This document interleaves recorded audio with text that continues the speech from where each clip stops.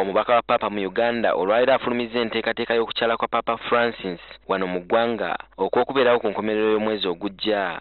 Ennyonyi enaaleeta Papa Francis esuubira okutuuka ku kisaawe Entebbe ku ssaawa 10:50 ez'akawungeezi ku Lwokutaano nga 27 Novemba omwaka guno. Ku lunaku lwe lumu Papa Francis waakwanirizibwa ku State House Entebbe ku ssaawa 11:30 ez'akawungeezi. Papa asuubirwa okusisinkana abakulu mu gavumenti ko n'ababaka b'amawanga amalala ku ssaawa 12 ez'olweggulo. Ate ku ssaawa 1:30 Papa waakugenda ku kiggwa ky'abajulizi e Munyonyo asisinkana abasomesa ab'eddiini abasomesa mu masomero n'abalala. Ku Lwomukaaga nga 28 ku ssaawa 2:30 ku makya Papa Francis waakukyalira ekiggwa ky'abajulizi abakristaayo e Namugongo. Ate ku ssatu agende ku kiggwa ky'abakatoliki gy'anaayimba mmisa entukuvu okuva ku ssaawa 3:30 ez'enkya. Era ku Lwomukaaga nga 28 ku ssaawa 9:30 ez'emisana Papa waakugenda ku kisaawe Kololo gy'anaasisinkanira abavubuka.